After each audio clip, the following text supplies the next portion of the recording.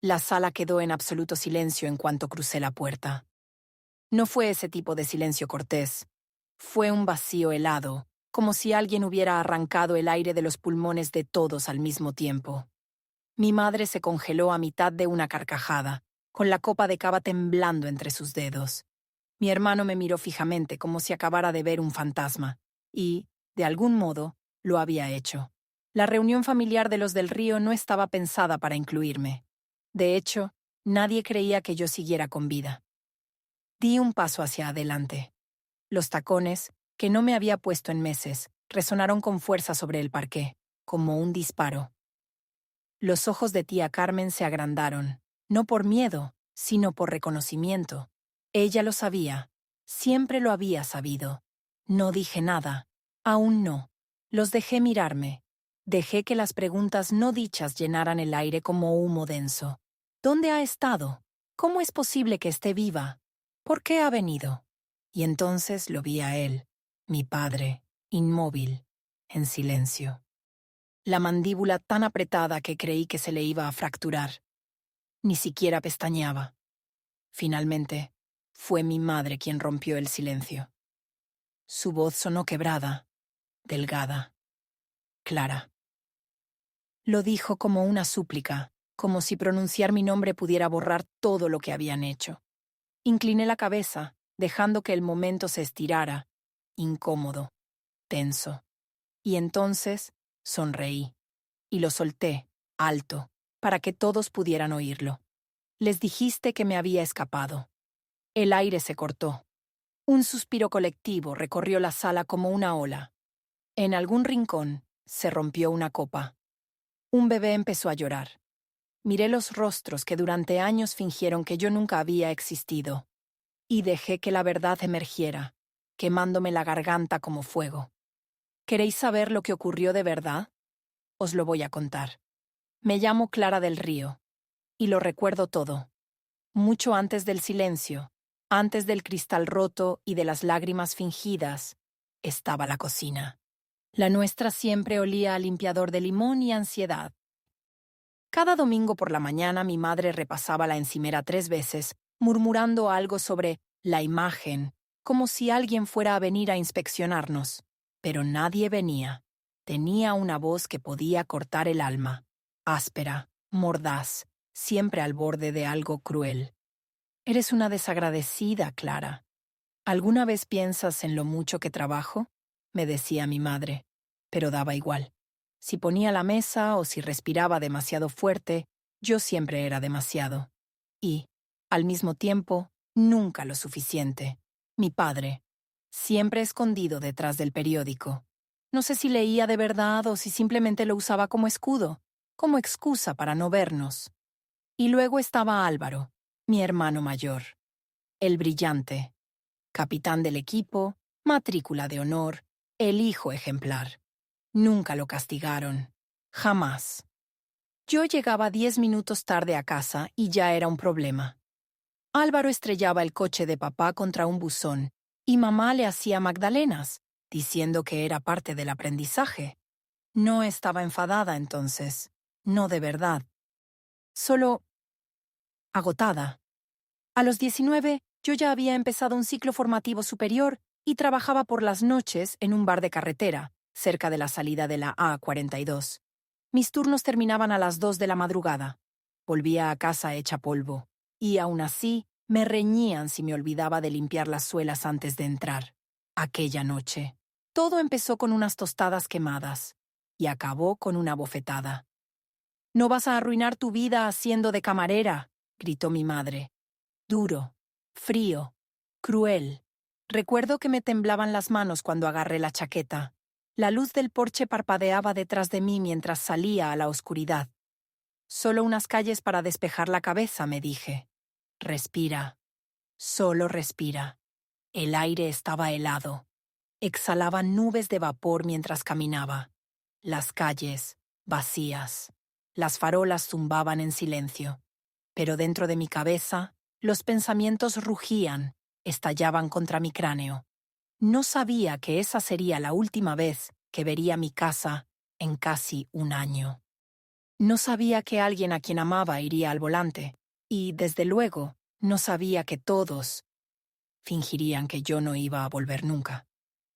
Pero eso fue antes de la sangre, antes del coma, antes de las mentiras, antes de que empezara a recordar. No recuerdo el sonido del coche, recuerdo el frío, cómo se metía en los vaqueros, en los zapatos, calándome los huesos. Recuerdo el silencio de la calle, esa sensación de vacío absoluto, como si hubiese salido caminando más allá del borde del mundo. Las farolas parpadeaban por encima de mí, con ese zumbido eléctrico constante, como si no supieran si seguir encendidas o rendirse. Llevaba las manos metidas en los bolsillos de la chaqueta, los puños cerrados. Las palabras de mi madre seguían repicando en mis oídos. Eres patética, Clara, igual que la familia de tu padre. No sabía qué quería decir con eso. Solo sabía que dolía. Doblé la esquina junto a la gasolinera abandonada, la de la carretera vieja, cerrada desde que yo tenía 10 años. Y entonces los vi. Los faros. Venían rápido. Demasiado rápido. No tuve tiempo de moverme. Solo sentí el impacto. Un fogonazo blanco y ardiente como si me atravesara un rayo. Mi cuerpo se alzó del suelo. Después, nada. Negro total. Cuando desperté, todo estaba mal. El techo era demasiado blanco. Las sábanas, demasiado rígidas. La boca, seca como papel de lija. Tenía cables saliendo de los brazos, máquinas pitando a mi lado y una enfermera difusa frente a mí. Hola, susurró. ¿Estás bien? Estás en el Hospital General. Llevas aquí un tiempo. Intenté hablar. Nada. La garganta me ardía como si hubiera tragado fuego. Tranquila, me dijo con dulzura. Tuviste un accidente, un atropello. Nadie sabía quién eras. No llevabas identificación. Llevas casi 3 semanas aquí. ¿3 semanas? Eso no podía ser. Alguien ya habría venido, ¿no? ¿Alguien estaría buscándome? Pero nadie vino. Ninguna llamada, ningunas flores, ninguna voz conocida. Publicaron un pequeño anuncio en el periódico local. Joven sin identificar encontrada inconsciente en la antigua N401. Nadie respondió. Y yo ni siquiera sabía cómo me llamaba. Los médicos lo llamaron amnesia retrógrada, pérdida de memoria temporal por traumatismo craneal. Recordaba cosas sueltas, colores, canciones, pero no mi cumpleaños, ni los nombres de mis padres, ni quién era yo. A veces aparecían destellos, una mujer gritando, una puerta de coche cerrándose de golpe, el olor de unas tostadas con canela, pero nada encajaba. Era un folio en blanco, una pregunta sin nadie que quisiera conocer la respuesta. Me trasladaron a un centro de recuperación en el centro de la ciudad. Pasaba los días reaprendiendo a comer, a caminar, a formar frases completas. Las enfermeras eran amables, pero me miraban como a una historia triste, una desconocida más, un caso sin nombre. Nadie se acordó de mí, hasta aquella noche. Una canción empezó a sonar en la pequeña televisión colgada encima de mi cama. Fleetwood Mac, Landslide. Y en ese instante, el cristal se agrietó. Los recuerdos empezaron a colarse por las grietas. Todo empezó con esa melodía. Fleetwood Mac, en voz baja, desde la tele vieja del hospital. Una canción que te aprieta el pecho antes de que entiendas por qué. Can I handle the seasons of my life? No sé qué fue. La voz, el ritmo, o quizás la forma en que la enfermera la tarareaba con ternura. Pero de pronto, algo dentro de mí se quebró. Un destello, no de música, de canela, tostadas, una mano femenina golpeando un plato con rabia. Mi madre, sus anillos chocando contra la cerámica, y luego, gritos, puertas cerrándose de golpe, aire frío sobre la piel, la acera, la farola, los faros, un rostro. Mi cuerpo se sacudió con tanta fuerza que el monitor cardíaco empezó a pitar descompasado. La enfermera entró corriendo preocupada. ¿Tienes dolor?, me preguntó. Negué con la cabeza. No. He recordado algo. Al día siguiente trajeron a una terapeuta. Hablaba con suavidad. Me animaba a dejar que los recuerdos llegaran como olas. Pero los míos no llegaron como olas. Fueron una inundación. Cada noche recordaba más. El bar donde trabajaba. Cómo mis manos olían a grasa, la luz rota del porche, la bofetada de mi madre, la sonrisa falsa de mi hermano después, murmurando un perdón que no sentía. Y entonces lo vi. El coche. El conductor. No era un desconocido. Era Álvaro. Mi hermano. Su rostro iluminado por los faros. Los ojos abiertos de par en par. La boca abierta, como si gritara algo. Vi el logotipo en su sudadera. La R, roja de su equipo de fútbol del instituto. Recordé cómo había estado bebiendo esa noche en la fiesta de mi prima. Cómo mamá le había dado las llaves del coche de papá, a pesar de que apenas podía bajar las escaleras sin tropezar. Era él. Él me atropelló. Y no se detuvo. Siguió conduciendo. Pasé horas intentando convencerme de que estaba equivocada. Que quizá mi mente mezclaba recuerdos, líneas temporales, pero se sentía real, demasiado real. Y entonces lo recordé. La voz de mi padre. No digas una palabra sobre aquella noche, Álvaro. No debería haber estado ahí. Recordé oírlo. Recordé estar tumbada en el sofá, aún con los moratones, con la mente nublada, y escucharlo decirle eso a mi hermano. Ellos lo sabían, los dos. Y, aún así, le dijeron al mundo que me había escapado, que era inestable, emocional, una vergüenza. Me enterraron en silencio. Fingieron que yo había elegido desaparecer. Y todo ese tiempo, yo estaba en una cama de hospital, rota, olvidada, recordando todo.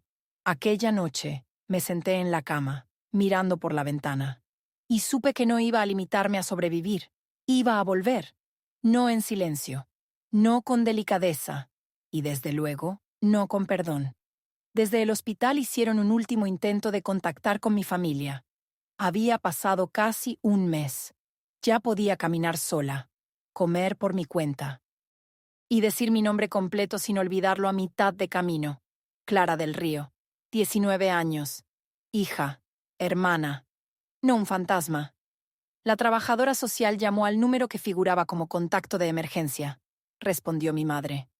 Yo no escuché la conversación, pero vi la expresión de la enfermera mientras hablaba, cómo fruncía el ceño, cómo se le tensaron los labios. Cuando colgó, me miró como si acabara de quedarme huérfana. Dijo que te marchaste voluntariamente, murmuró. La enfermera me lo explicó con suavidad, que siempre había sido inestable, que no quieren tener contacto. Me quedé en silencio. Quería reír, quería gritar, pero solo conseguí preguntar, ¿puedes repetirlo? No quieren tener contacto. Y así, sin más, me convertí en una persona que nunca había existido. Ni siquiera habían presentado una denuncia por desaparición. No llamaron a hospitales. Ni siquiera revisaron los periódicos. Lo que sí hicieron fue hablar. Tía Carmen, la única que alguna vez me sostuvo la mirada con humanidad, sería quien me contaría toda la historia más adelante. Según mi madre, me había ido en mitad de la noche tras un episodio mental. Les dijo a todos que era inestable, que me negaba a aceptar ayuda, que me marché descalza, sin hablar con nadie, y lo contó con esa voz de tragedia fingida, como si los verdaderos damnificados fueran ellos. Y la familia le creyó. Incluso organizaron una vigilia con velas en el sótano de la iglesia. Álvaro dio un discurso, con lágrimas incluidas. Clara, donde quiera que estés, esperamos que hayas encontrado paz. ¿Paz? Mientras yo yacía conectada a monitores, aprendiendo a sostener una cuchara otra vez, ellos empacaron mis cosas, regalaron mi ropa, donaron mis libros a una ONG. Me borraron, como si nunca hubiera existido. Vi una foto después, una de esas familiares, tomadas pocas semanas después del accidente. Álvaro sonriendo, abrazado a mis padres. Estaban en la casa del lago. Esa misma donde yo pasé los veranos de niña. La misma que, si siquiera mencionaba, me llamaban egoísta. Miré sus caras y sentí algo terrible. Una certeza fría. estaban bien. Es más, estaban mejor sin mí. Y yo, que seguía viva, al parecer no era más que una molestia. Aquella noche me senté al borde de la cama del hospital. En una mano tenía el botón de llamada, en la otra los papeles de la alta médica. Si iban a fingir que yo había desaparecido, entonces merecían ver cómo se ve a alguien que vuelve de entre los muertos. Fue tía Carmen quien me contó la verdad. Vino a verme un jueves lluvioso, mucho después de que las enfermeras hubieran perdido toda esperanza de que alguien cruzara la puerta para visitarme. Estaba más delgada, agotada, pero su abrazo fue real. Nunca les creí, susurró, ni una sola palabra. Nos sentamos en el sofá de vinilo junto a la ventana, mientras la lluvia golpeaba el cristal con suavidad. Me sostuvo la mano de una forma que nadie lo había hecho desde el accidente. Como si importara, como si realmente existiera. Y entonces empezó a hablar. Les dijeron a todos que te fuiste por vergüenza, que estabas desequilibrada, que eras demasiado emocional, que no podías con la presión de ser parte de esta familia. La miré fijamente. Alguien preguntó por qué. Ella negó con la cabeza. No querían saberlo. Tía Carmen lo había intentado. Preguntó a dónde creían que me había ido, porque nunca presentaron una denuncia. Mi madre le gritó, dijo que estaba empeorando las cosas. Pero lo más grave no era la historia que contaron al mundo, era la que se contaron entre ellos. Mi padre sabía que Álvaro había cogido el coche esa noche. Sabía que había estado bebiendo, sabía lo que había pasado. Y aún así, dejó que me culparan a mí. Dijo que fue un accidente, me dijo Carmen en voz baja, que no debías ir vestida de oscuro a esas horas. Recuerdo que me reí. Un sonido seco, hueco. Me enterraron bajo su propia culpa, y lo llamaron duelo. Hicieron campañas benéficas en mi nombre. Mi madre lloraba en las primeras filas de la iglesia, para que todos la vieran. Álvaro publicó una foto de nosotros de pequeños con un mensaje. Te echo de menos, hermana. Quise lanzar algo contra la pared, gritar, pero me quedé muy quieta, porque algo dentro de mí empezaba a cambiar. Esto no era solo negligencia, no era solo disfunción, era una familia que eligió borrarme, porque lo contrario significaba enfrentarse a lo que habían hecho. Y si podían mentir con tanta facilidad, con tanta convicción, ¿qué más habrían ocultado? La miré. ¿Puedo quedarme contigo? Al menos hasta que entienda qué hacer. Ella asintió, sin dudar. Fue el primer sí que oí en meses sin condiciones. Empaqué lo poco que tenía. Salí del hospital con una cojera y una carpeta llena de informes y cicatrices. Pero había terminado de ser un fantasma. La próxima vez que me vieran, me aseguraría de que todos estuvieran mirando. Era la fiesta de compromiso de Álvaro. Por supuesto que sí, manteles blancos, torres de cava, luces colgando en el patio trasero como si estuvieran rodando una maldita película romántica. Todos estaban allí, primos, gente de la parroquia, entrenadores del instituto, vecinos que creían conocer a mi familia. No sabían nada. Me quedé justo fuera del portón. El corazón me golpeaba el pecho como si quisiera salirse, las palmas sudadas, la respiración entrecortada, pero no tenía miedo. No más. Entré. Las cabezas se giraron una a una, como fichas de dominó cayendo en silencio. Alguien dejó caer un tenedor. Otro susurró mi nombre, y entonces mi madre me vio. Su rostro perdió el color, como si la sangre se le hubiera evaporado. Dio un paso atrás. Se aferró al borde de la mesa. Álvaro se giró en mitad de un brindis, aún sonriendo, hasta que nuestros ojos se cruzaron. ¿Clara? Balbuceó. Su prometida le tocó el brazo. ¿Quién es? Le susurró. Él no respondió. Yo caminé por el centro del patio dejando que el silencio floreciera a mi alrededor como humo espeso. Tía Carmen estaba allí. Asintió. Solo una vez. Clara, dijo por fin mi madre, la voz temblorosa. Te ves bien. Sonreí. Fría, precisa, afilada. Les dijiste que me había escapado. Un murmullo ahogado se escuchó entre los invitados. Alguien se removió incómodo en su silla. Mi padre carraspeó. Este no es el momento para... No, este es exactamente el momento. Le interrumpí. Me giré hacia los presentes. Les contaron a todos que me escapé, que estaba desequilibrada, peligrosa, una vergüenza. Dejé que las palabras cayeran pesadas, que hicieran efecto. Pero no fue eso lo que ocurrió. Mi voz no tembló, mis manos no temblaron. Fui víctima de un atropello. Pasé semanas en el hospital, sin identificación, sin visitas, sin nombre. Y ellos lo sabían. Sabían dónde estaba. Álvaro abrió la boca. No sabes de lo que estás hablando. Ah, ¿no? Dije mirándolo directamente. Porque recuerdo tu cara al volante. Silencio absoluto. Alguien susurró. ¿Qué acaba de decir? Recuerdo tu sudadera, la fiesta, el olor a alcohol en tu aliento. Mi voz se quebró, no de debilidad, sino de rabia. Y también recuerdo lo que dijo papá. No tendría que haber estado ahí fuera. Mi padre dio un paso al frente. Clara, por favor, este no es el lugar. Déjala terminar, dijo Carmen. Entonces saqué el móvil. ¿Queréis escuchar cómo suena un encubrimiento? Pulsé reproducir. El mensaje de voz sonó fuerte, claro, atravesando el patio como un cuchillo. La voz de mi padre, ebrio, arrastrando las palabras. Ya no está. Tienes que mantener la boca cerrada. Ibas borracho y no podré protegerte si esto sale. Todo se congeló. Álvaro dio un paso atrás. Mi madre se tapó la boca con las manos. Yo miré directamente a mi padre. Tú no me perdiste. Me borraste.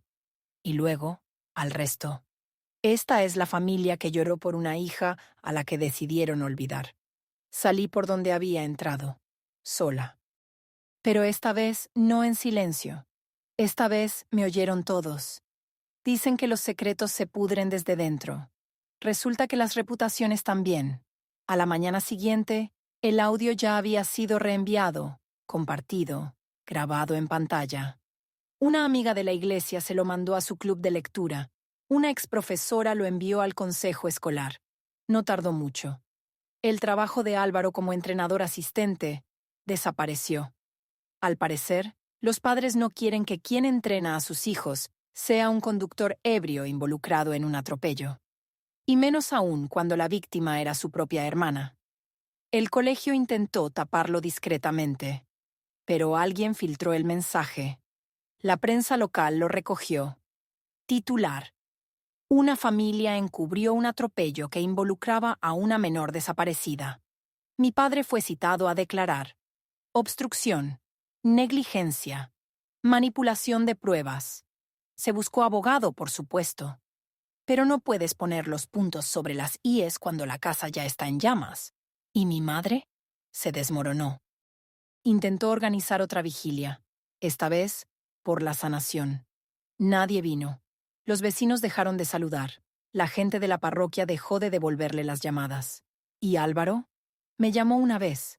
Me dejó un mensaje de voz. Ya lo tienes, ¿vale? Lo arruinaste todo. No. Eso lo hicieron ellos solos. Yo solo conté la verdad.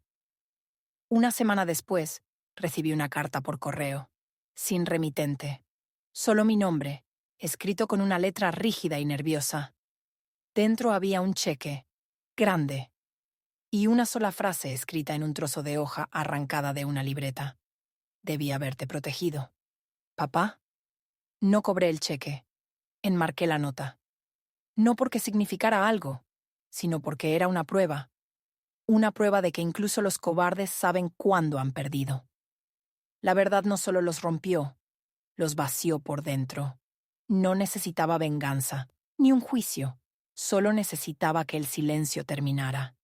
Y cuando lo hizo, cuando las mentiras se redujeron a hueso y polvo, no les quedó nada. Me mudé a 3 comunidades autónomas de distancia. Nuevo nombre en el contrato de alquiler. Nuevo trabajo en una librería que olía a papel viejo y a segundas oportunidades. El piso era pequeño, pero era mío, sin gritos, sin fingir, sin andar de puntillas por miedo. Solo silencio. De vez en cuando me llegaban correos de antiguos compañeros del instituto. ¿Es verdad? ¿Estás bien?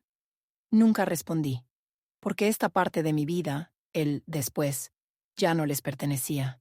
Era solo mía. Terminé la carrera a distancia. Volví a escribir en un diario. Encontré una terapeuta que no apartó la mirada cuando le dije. No estaba desaparecida. Me borraron. Tía Carmen me manda postales de vez en cuando. Cosas pequeñas. Mercadillos, libros antiguos, una receta de barritas de limón que jura que me encantará. No dice mucho, no hace falta. Y en mi estantería, entre dos novelas viejas, hay un marco de fotos. Dentro, una imagen familiar. Yo con 12 años. Álvaro a mi lado. Mi madre con su sonrisa falsa. Mi padre, rígido como siempre. Quemé los bordes. Solo un poco. Lo justo para recordarme que fue real. Y que lo sobreviví. No para guardar el dolor, sino para recordar la verdad. Porque la verdad no solo me liberó, me reconstruyó. La venganza nunca fue el objetivo. La libertad, sí.